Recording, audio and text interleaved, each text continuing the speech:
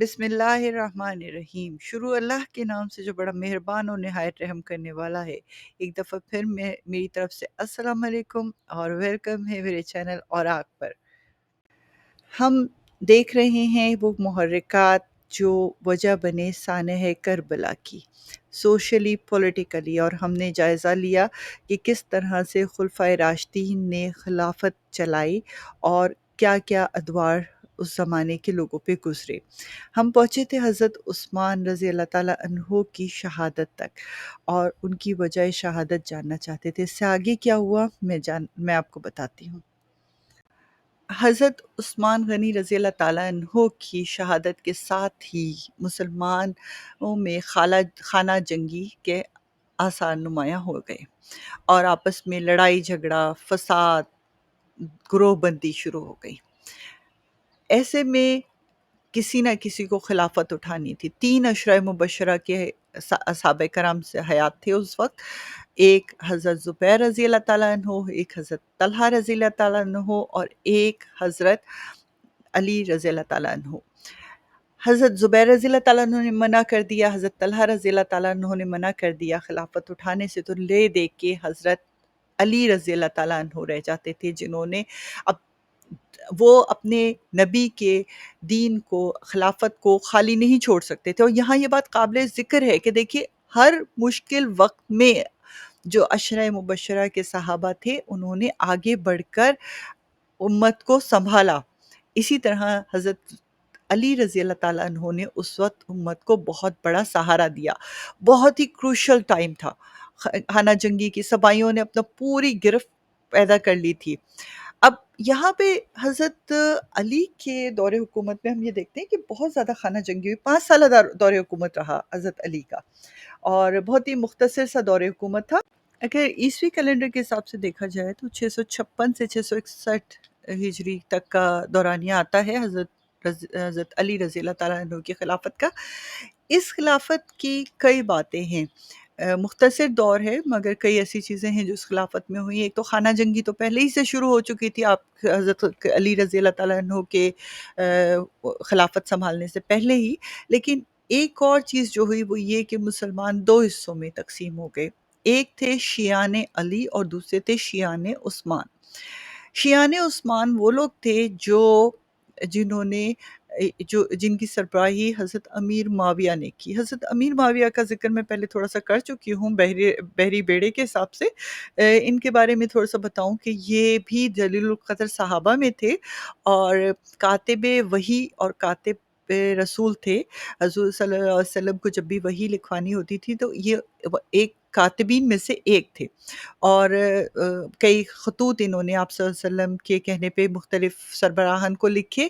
اس کے علاوہ آپ کی ایک بہن ام حبیبہ جو ہیں وہ حضرت محمد صلی اللہ علیہ وسلم کی زوجیت میں بھی تھی، تو یہ اس حساب سے آپ کے برادر نسبتی بھی تھے۔ اور بھی بہت سی باتیں ہیں جو ان کے بارے میں ہیں، لیکن فی الحال جو ہے ہم حضرت علی کے دور حکومت کا ذکر کر رہے ہیں۔ تو حضرت امیر معاویہ رضی اللہ تعالیٰ عنہ نے یہ کہا کہ میں اس وقت تک حضرت علی کی بیعت نہیں کروں گا جب تک حضرت علی رضی اللہ تعالیٰ عنہ جو ہیں وہ حضرت عثمان رضی اللہ تعالیٰ عنہ کے قاتلوں کو پکڑ کے ان کو قرار واقعی سزا نہیں دیتے۔ اچھا، یہ عرب کا رواج بھی تھا، اور قبیلوں کی شان بھی ہوتی تھی کہ اگر کسی قبیلے کا کوئی مشہور آدمی یا کوئی بڑا سردار مر جاتا تھا یا قتل کر دیا جاتا تھا تو اس کا بدلہ لیا جاتا تھا۔ تو ایک طرح سے حضرت امیر معاویہ اپنے حق میں تھے، لیکن حضرت علی کے سامنے جو ایک خانہ جنگی کی صورتحال تھی اور سبائیوں نے ان کو پوری طرح سے گھیر رکھا تھا، تو وہ اس وقت اس فیصلے کو پولیٹیکلی کرنے میں تھوڑا سا پس و پیش سے کام لینا چاہتے تھے، اور اس کا ریزن صرف اتنا ضرور تھا کہ وہ اس خانہ جنگی کے دور کو یا اس خانہ جنگی کے ریزنز کو اور بڑھانا نہیں چاہتے تھے کہ مسلمان کو قتل نہ کرے۔ اور ویسے بھی انہوں نے ایک کام جو کیا جو حضرت علی کے زمانے میں ہوا اور جو بعد میں پولیٹیکلی تھوڑا سا غلط ثابت ہوا، میں نے کہا آپ سے پہلے بھی کہ صحابہ کرام کے کسی بھی عمل پہ شک نہیں کیا جا سکتا، ان کی کسی بھی عمل پہ، کسی بھی کارروائی پہ شک نہیں کیا جا سکتا، لیکن غلطیاں ضرور ہو سکتی ہیں، اس سے اختلاف ضرور ہو سکتا ہے، لیکن شک یا ان کے ارادے پہ شک کرنا، آپ ایک طرح سے اس بات پہ شک کر رہے ہیں کہ جن لوگوں کو نبی اکرم صلی اللہ علیہ وآلہ وسلم نے ٹرینڈ کیا ہے، تو کیا آپ ان کی ٹریننگ کو پہ انگلی اٹھانے کے مجاز ہو سکتے ہیں؟ تو یہ کہنا کہ آپ نے غلط کیا تو میری حیثیت میں نہیں ہے، مگر پولیٹیکلی اس ایشو یہ بعد میں ایک غلط فیصلہ ثابت ہوا یہ کہ آپ نے مدینے سے اپنے اپنا جو مدینہ آپ کا مرکز تھا مسلمانوں کا، وہ ہٹا کے کوفہ میں بنا دیا، اور کوفہ سبائیوں کا گڑھ تھا۔ وہاں پہ یہودیوں کا جو مسلمانوں کا لبادہ پہنے ہوئے جو یہودی تھے، ان کا وہ گڑھ تھا، تو انہوں نے فوری طور پہ جو ہے وہ گھیر لیا اس پوری جگہ کو۔ بلکہ ایک بات روایت ہے کہ جنگ یمل کے سے پہلے حضرت عائشہ رضی اللہ تعالیٰ عنہ اور حضرت طلحہ اور حضرت زبیر رضی اللہ تعالیٰ عنہ تینوں کے تینوں جو ہے حضرت علی کے پاس آئے اور ان سے کہا کہ حضرت عثمان کے قتل کے بارے میں کچھ تفتیش کی جائے، تو آپ راضی بھی ہو گئے تھے۔ تو اسی وقت تقریباً 10,000 کا مجمع جو ہے وہ مسجد میں جمع ہو کے کہتا ہے ہم ہیں قاتل عثمان کے، ہم سے بدلہ لیا جائے۔ تو کیونکہ انہوں نے ایک غلط روایت ڈال دی تھی اور یہ کہا تھا کہ حضرت عثمان علیہ السلام جو ہیں وہ غاصب ہیں اور خلافت انہوں نے غصب کر کے کی ہے، تو اس بنیاد پہ وہاں پہ کچھ اس قسم کا انوائرمنٹ پیدا ہو گیا تھا کہ جس کو حضرت علی کنٹرول کرنا چاہتے تھے، اور انہوں نے پھر حضرت امیر معاویہ سے یہ کہا کہ پہلے آپ میری بیعت کریں اور اس کے بعد مجھ سے کوئی بات کریں، اور حضرت امیر معاویہ کا جو ہے وہ یہ رویہ تھا کہ آپ پہلے حضرت عثمان کے قاتلوں کو ڈھونڈیں اور پھر مجھ سے بیعت کے بارے میں بات کریں۔ تو یہاں پہ یہ بات واضح کر دوں کہ اس وقت تک حضرت امیر معاویہ نے کہیں خلافت کی دعوے داری ثابت نہیں کی تھی، یہ نہیں پوچھی تھی، حالانکہ بعد میں انہوں نے بزور شمشیر خلافت لی ہے، لیکن اس وقت تک خلافت ان کے پاس نہیں گئی تھی۔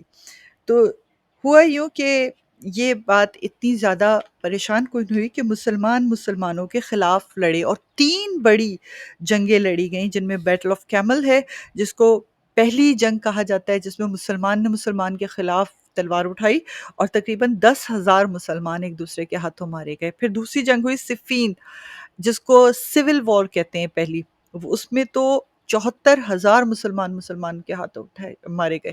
اور پھر ہوئی بیٹل آف ناروان، جو کہ 4,000 مسلمانوں کی جان کا لے کے گئی۔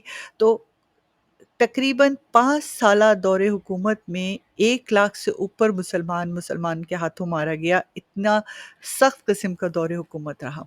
لیکن پھر حضرت علی رضی اللہ تعالیٰ عنہ نے اس کو سنبھالا، اس کو تھوڑا سا کیا، تو اس وقت ان کو ایک اور گروہ کا سامنا کرنا پڑا جو ان کی شہادت کی وجہ بنا۔ ہوا یہ کہ حضرت علی نے تھوڑا سا رویہ نرم رکھا اور اس بات پہ رضامندی ظاہر کی کہ وہ کچھ فیصلے جو ہیں وہ ایسے کریں گے جو قرآن اور حدیث کے مطابق ہیں، لیکن اس میں تھوڑی سی نرمی تھی۔ تو اس وقت ایک اور طبقہ اٹھا جس نے حضرت علی رضی اللہ تعالیٰ عنہ کو بھی کافر قرار دے دیا، اور ان کو ہم خوارج کے نام سے جانتے ہیں۔ یا میں خوارج کا ذکر زیادہ تفصیل سے تو نہیں کروں گی آپ کو، مگر صرف اتنا بتاؤں گی کہ خوارج جو ہیں وہ ہوتے تو مسلمان ہیں، نماز بھی پڑھتے ہیں، سب کچھ کرتے ہیں، مگر انہوں نے یہ کہہ دیا کہ اگر کسی مسلمان سے گناہ کبیرہ ہو جاتا ہے تو پھر وہ اس کا مال، اس کی یہاں اولاد، اس کی گھر کی عورتیں، اس کا ہر چیز جو ہے وہ جائز ہو جاتی ہے، ان کے ساتھ جو مرضی سلوک کیا جائے۔ تو یہ خوارج جو ہیں انہوں نے حضرت علی رضی اللہ تعالیٰ عنہ پہ بھی غیر مسلم ہونے کا اور یہاں تک کہ کافر ہونے کا دعویٰ کیا اور ان کو بھی واجب القتل قرار دے دیا۔ اور پھر ہوا یوں کہ یہ جو خارجیوں کا تیمیمی گروپ تھا، انہوں نے 3 صحابہ کرام کے خلاف جو ہے وہ قتل کرنے کا منصوبہ بنایا کہ ان کو بیک وقت ختم کیا جائے، اور ذمہ داری دی گئی ابن الملجم تیمیمی کو کہ وہ حضرت علی رضی اللہ تعالیٰ عنہ کو قتل کریں گے۔ حجاج تیمیمی تھے جنہیں کام دیا گیا کہ وہ حضرت معاویہ رضی اللہ تعالیٰ عنہ کو، اور عمرو بن بکر تیمیمی ایک اور تھا جس کو کہا گیا کہ حضرت عمر بن العاص کو قتل کریں گے۔ اب ہوا یوں کہ حضرت عمر بن العاص طبیعت کی خرابی کی وجہ سے فجر کے وقت نماز کے لیے نہیں جا سکے مسجد، تو ان کی جگہ جس نے امامت کی وہ امام شہید کر دیا گیا۔ حضرت معاویہ پہ وار تو کیا گیا مگر وہ اتنا کارگر ثابت نہیں ہوا، زخمی ہوئے مگر بعد میں صحت یاب ہو گئے، مگر حضرت علی رضی اللہ تعالیٰ عنہ کا وار بڑا کارگر ثابت ہوا اور وہ شہادت کے مرتبے کو پہنچے۔ حضرت علی رضی اللہ تعالیٰ عنہ کی شہادت کے فوراً بعد مدینہ میں دباؤ ڈالا گیا اور حضرت امام حسین کو خلیفہ منتخب کر لیا گیا۔ یہ واقعہ ہے 661 عیسوی کا۔ حضرت امام حسین کو خلیفہ، اب خانہ جنگی کا دور تھا، اس وقت حضرت امام حسین حضرت علی کو بھی منع کر رہے تھے، کرم اللہ وجہ کو بھی منع کر رہے تھے کہ وہ خلافت نہ لیں، لیکن مجبوری تھی، خلافت سنبھالنی تھی، مسلمانوں کو سنبھالنا تھا۔ اب ہوا یہ کہ جیسے ہی حضرت امام حسین نے خلافت سنبھالی، دوسری طرف حضرت امیر معاویہ نے جو ہے وہ ان کے خلاف بغاوت کر دی۔ یہاں میں پھر کہوں گی کہ امیر معاویہ کا کیریکٹر جو ہے وہ تھوڑا سا نیگیٹو آتا ہے، کیونکہ انہوں نے نواسۂ رسول کے خلاف بغاوت کی اور یہ کہا کہ اب خلافت جو ہے وہ ان کا حق ہے۔ حضرت امام حسین اگر خلیفہ بننا چاہتے، یا جیسے کچھ لوگ کہتے ہیں کہ وہ خلافت کے لیے انہوں نے جنگ کی یا لڑائی کی، تو یہ ان کے لیے بہترین موقع تھا اپنی خلافت کو برقرار رکھنے کا۔ لیکن نواسۂ رسول کو خلافت، دنیاوی خلافت ان کے آگے کیا حیثیت رکھتی تھی؟ کیا ان کو خلافت یا ان کو کسی مرتبے کی ضرورت تھی؟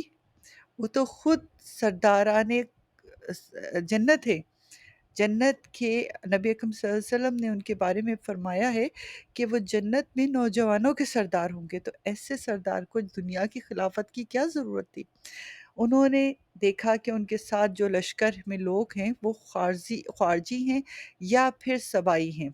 انہوں نے مسلمانوں کا خون خانہ جنگی میں جو پچھلے 5 سال سے مستقل بہہ رہا تھا، مزید بہانا مناسب نہیں سمجھا، اور انہوں نے پیغام بھیجا امیر معاویہ کو کہ میں تم سے صلح چاہتا ہوں۔ اور انہوں نے جب یہ پیغام سنا تو انہوں نے ایک سادہ کاغذ آپ کے پاس بھیج دیا اور کہا کہ جو شرائط آپ کو منظور ہو وہ لکھ لی جائے۔ انہوں نے شرائط لکھی، میں شرائط ابھی کچھ شرائط اس میں سب کو پڑھ کے سناتی ہوں، اور اس کے بعد انہوں نے وہ شرائط لکھ کے حضرت امیر معاویہ کو دی، انہوں نے وہ منظور کی، اور اس طرح حضرت امام حسین نے بیعت کر لی حضرت امیر معاویہ کے ہاتھ پہ اور ان کو خلیفہ مان لیا، تاکہ مسلمان خانہ جنگی سے بچ سکیں اور مزید خون ریزی مسلمان کے ہاتھ، مسلمان کا خون نہ ہو۔ یہاں میں چاہوں گی کہ آپ کے لیے ان شرائط میں سے کچھ شرائط جو اہم ہیں وہ پڑھ دوں۔ پہلی شرط یہ تھی کہ معاویہ کو حکومت سونپ دی جائے گی بشرطے کہ وہ خدا کی کتاب، سنت رسول صلی اللہ علیہ وآلہ وسلم اور نیک اور صالح خلفاء کی سیرت کے مطابق عمل کرے۔ معاویہ کو اپنے بعد کسی کو نامزد کرنے کا حق نہیں ہوگا۔ اس کے بعد حکمرانی حسن رضی اللہ تعالیٰ عنہ کو واپس سونپ دی جائے گی، اور بعض جگہوں پہ یہ روایت ہے کہ مسلمانوں کی مشاورتی تنظیم یعنی شورا پر چھوڑ دی جائے گی۔ پھر کہا گیا کہ عام لوگوں کی جان و مال اور عزت، خواہ وہ سیاہ فام ہوں یا گورے کالے، شامی، عراقی، تہامہ، حجاز یا کسی بھی علاقے سے تعلق رکھتے ہوں، ان کی حفاظت کی جائے گی۔ پھر کہا گیا کہ امام علی علیہ السلام اور ان کے اہل بیت کی جان و مال اور عزت کی حفاظت کی جائے گی، اور معاویہ بن ابی سفیان اس سلسلے میں خدا کے عہد کا پابند ہے کہ وہ خدا کے ساتھ اپنے عہد کی پاسداری کرے گا۔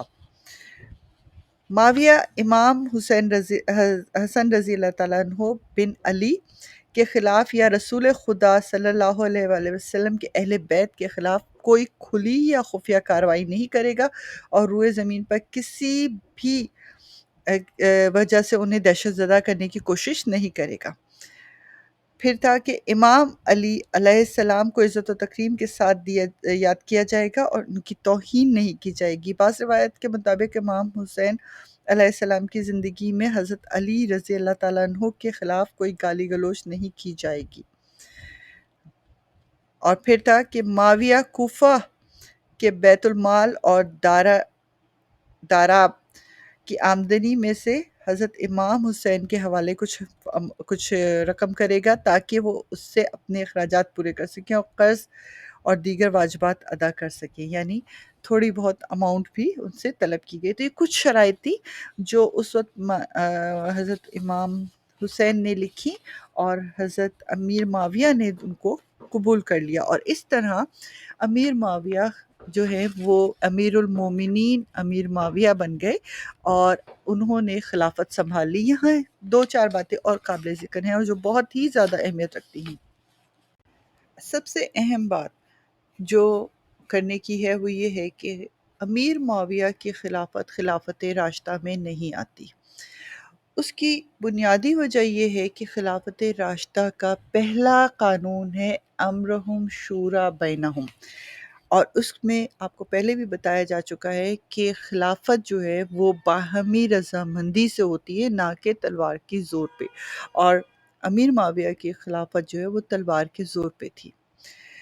दूसरी बात जो सबसे अहम है वो ये है कि आक़ाए दो जहां नबी अकरम सल्लल्लाहु अलैहि वसल्लम ने प्रेडिक्शन कर दी थी, पहले से बता दिया था कि 30 साल तक खिलाफत रहेगी, फिर मलूकियत शुरू हो जाएगी।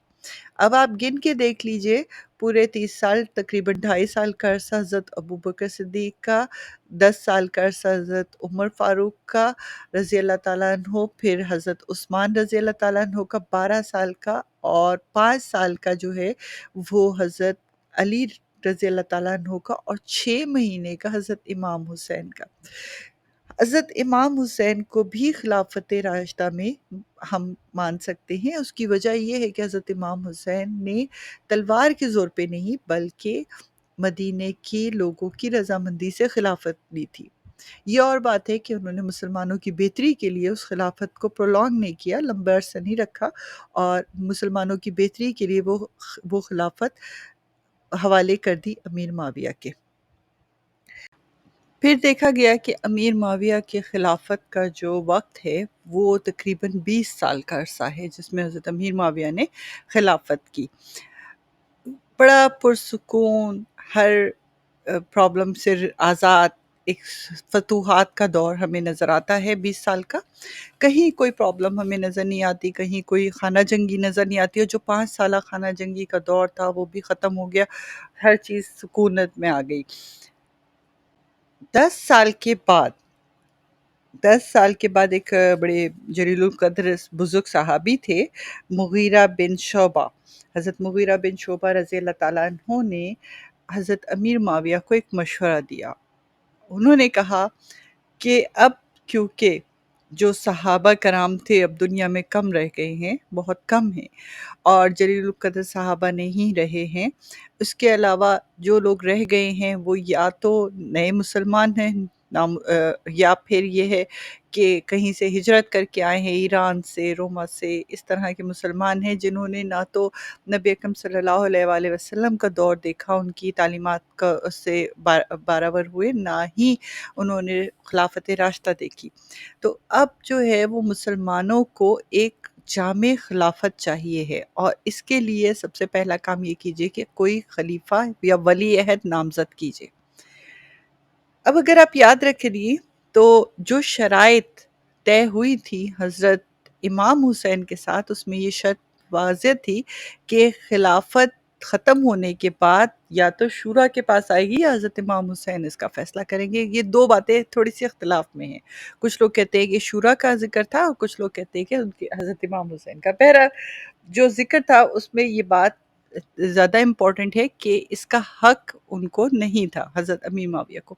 उन्होंने इनकार कर दिया, शुरू में इनकार किया, लेकिन जो सहाबी थे मुगीरा बिन शोबा उन रज़ी अल्लाह ताला अन्हु, उनके कुछ दलाइल इतने ज़्यादा पावरफुल थे कि हालात को देखते हुए उन्होंने यज़ीद को अपना वली-अहद बनाया और सबसे यज़ीद के वली-अहदी के ऊपर बैत लेने की कोशिश की।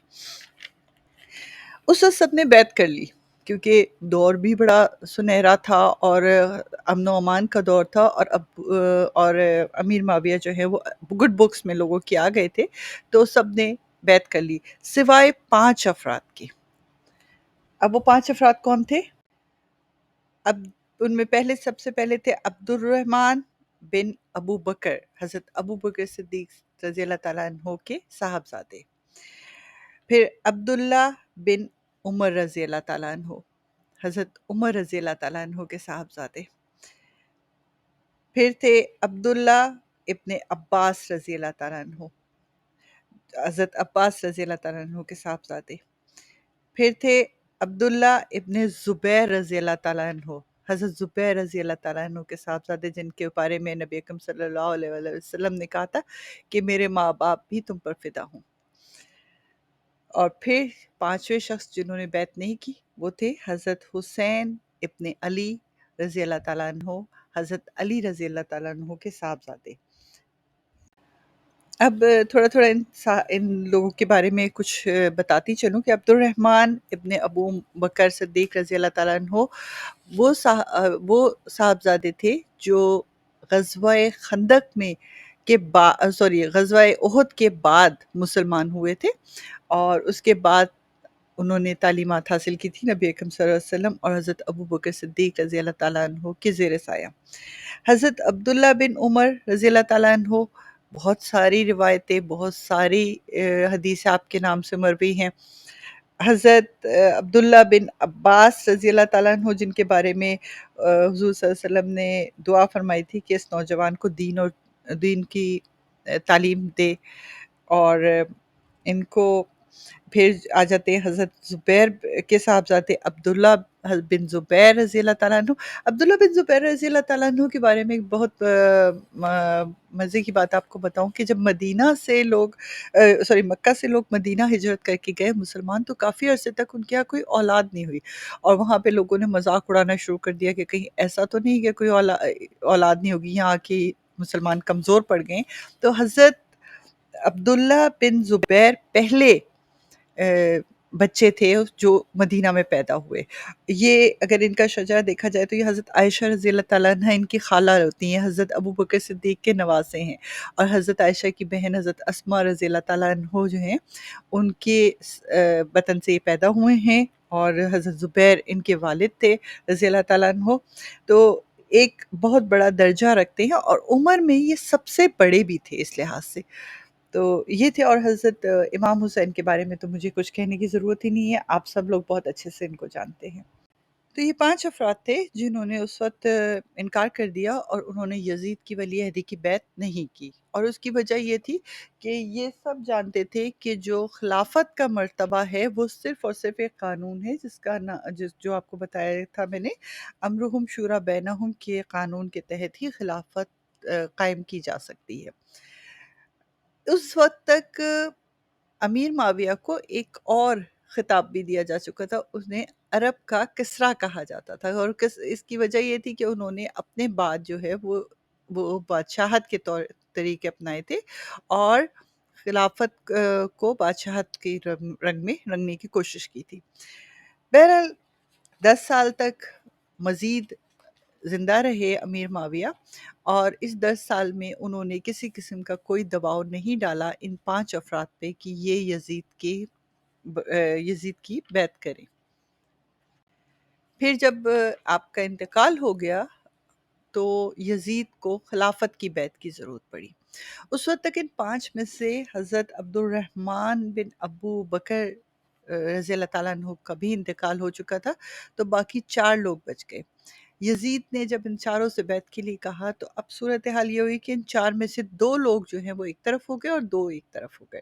جو 2 لوگ جنہوں نے بیعت کر لی وہ عبداللہ بن عمر رضی اللہ تعالیٰ عنہ تھے، اور عبداللہ بن عباس رضی اللہ تعالیٰ عنہ، ان دونوں نے بیعت کر لی۔ بیعت کرنے کی بنیادی وجہ یہ نہیں تھی کہ انہوں نے اس بات کو مان لیا کہ یزید کی خلافت جائز قرار دے دی، بلکہ بیعت کرنے کی وجہ یہ تھی کہ وہ اس بات کو غلط ضرور سمجھتے تھے، لیکن اس کے بدلے میں وہ کئی مسلمانوں کا قتل ناحق نہیں کرنا چاہتے تھے، اور اندرونی خلفشار سے مسلمانوں کو بچانے کے لیے انہوں نے بیعت کر لی۔ لیکن 2 جو ہیں انہوں نے بیعت نہیں کی، جن میں حضرت عبداللہ بن زبیر شامل تھے اور حضرت حسین رضی اللہ تعالیٰ عنہ بن علی شامل تھے۔ لیکن ہوا یہ کہ ان دونوں میں بھی تھوڑا سا اختلاف ہو گیا، اور وہ اختلاف کیا ہوا کہ حضرت عبداللہ بن زبیر کا خیال یہ تھا کہ حجاز میں رہنا چاہیے، اور یہ بات بعد میں جا کے تاریخ نے صحیح بھی ثابت کی. بہرحال ہم ابھی ان کے وقت پہ نہیں جا رہے، لیکن ان کا خیال یہ تھا کہ حجاز میں رہنا چاہیے، کیونکہ حجاز جس کو مدینہ کہتے ہیں، حجاز ہی مرکز رہا ہے سارا رسالت کا اور مسلمانوں کا. تو حجاز ایک مضبوط قلعہ ہے، حجاز میں ہی رہ کے مقابلہ کیا جائے. لیکن بے تحاشا خطوط آ رہے تھے، بے تحاشا وعدے آ رہے تھے کوفہ کی طرف سے. حضرت حضرت امام حسین کو وہاں سے خطوط ملے، وعدے ملے اس بات کے کہ آپ ہمارے یہاں آ جائیے اور ہم جو ہیں وہ آپ کی بیعت کریں گے. اب یہ بات آپ دیکھیے کہ کوفہ مرکز رہا تھا حضرت علی رضی اللہ تعالیٰ عنہ کے زمانے میں، وہاں سبائیوں کا گڑھ تھا. یہ بھی آپ کو بتایا تھا میں نے. تو کوفے کے بارے میں تو ویسے بھی یہ کہا جاتا ہے نا کہ الکوفہ یا کوفی، کیا کچھ اس قسم کی بات ہے نا کہ کوفے کسی کے بھی وفادار نہیں ہوتے. تو بہرحال حضرت امام حسین نے جب اتنی زیادہ دیکھی کہ کوفہ کی طرف سے خط و کتابت آ رہی ہے، تو انہوں نے ایک اپنے جلیل القدر قابل اعتبار ساتھی کو حضرت مسلم بن عقیل رضی اللہ تعالیٰ عنہ کو بھیجا کہ وہ کوفہ جائیں. جب حضرت مسلم بن عقیل کوفہ گئے تو وہاں سے انہوں نے پیغام بھجوایا کہ تقریباً 10-12 ہزار لوگ ہیں جو آپ کی بیعت کر رہے ہیں، بیعت کے لیے تیار ہیں، تو آپ ضرور یہاں کوفہ آئیے. انہوں نے بڑا پازیٹیو سائن حضرت امام حسین کو دیا، اور اس کے ساتھ ہی حضرت امام حسین کوفہ کی طرف روانہ ہو گئے. اس کے آگے کیا ہوا یہ میں آپ کو بتاؤں گی اگلی ویڈیو میں، کیونکہ مجھے پھر ٹائم نظر آ رہا ہے ختم ہوتا ہوا. بہت شکریہ آپ لوگوں کا کہ آپ میرے ساتھ رہتے ہیں، مجھے اتنا سن رہے ہیں اور اپنی پسند کا اظہار کر رہے ہیں. آپ سب اپنا بہت سارا خیال رکھیے گا. بشرط زندگی انشاءاللہ پھر دوبارہ حاضر ہوں گے. اور ایک چیز اور کر دیجئے، مجھے کہا یہ جاتا ہے کہ آپ بولتی نہیں ہیں، پلیز اس چینل کو سبسکرائب کر دیجئے، اور اگر آپ کو ویڈیو اچھی لگتی ہے تو ضرور تھمس اپ دیا کریں. بہت شکریہ، اپنا بہت سارا خیال رکھیے گا. اللہ حافظ.